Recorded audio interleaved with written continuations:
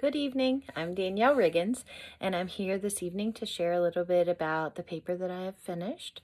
It is entitled The Evolution of Modern Education, a look at John Dewey's contribution. John Dewey was a philosopher in the 19th and early 20th centuries. He lived to be 93 years old, and during the time that he lived, he experienced the Civil War, the Great Depression, the New Deal, 2 world wars, and he passed during the time of the Cold War. His philosophy of education, mainly the key point was experimentalism. And with experimentalism, he believed that students of all ages learned from their human experiences and that these experiences shaped the future decisions that they were engaged in throughout their schooling.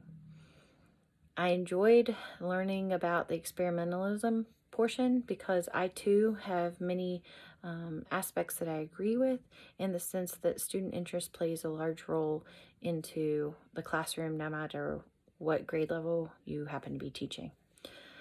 So with that, he and Charles Darwin actually had, or he believed what Charles Darwin said about evolution and the scientific method and being able to adapt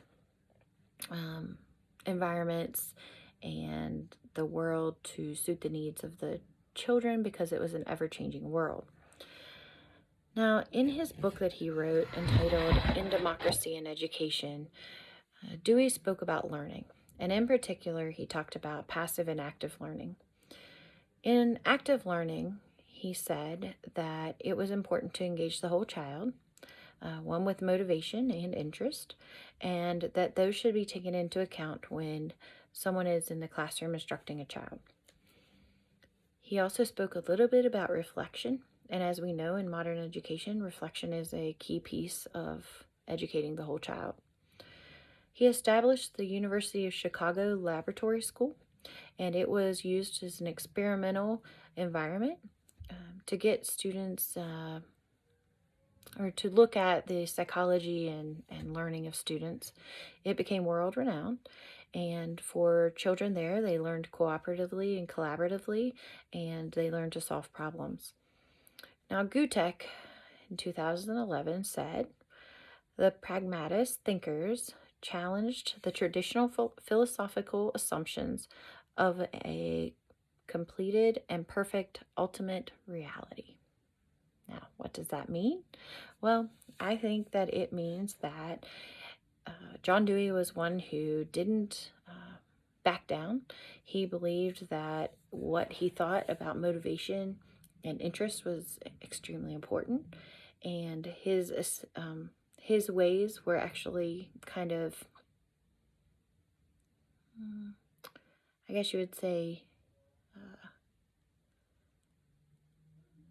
spoken against by William Chandler Bagley. His opposing views were about essentialism, and in essentialism, the teacher plays a very key role, and the teacher is there to maintain order and discipline, and very traditional subjects are taught.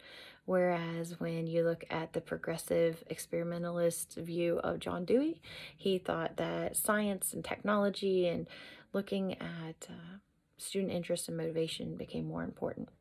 So what are some implications for current research?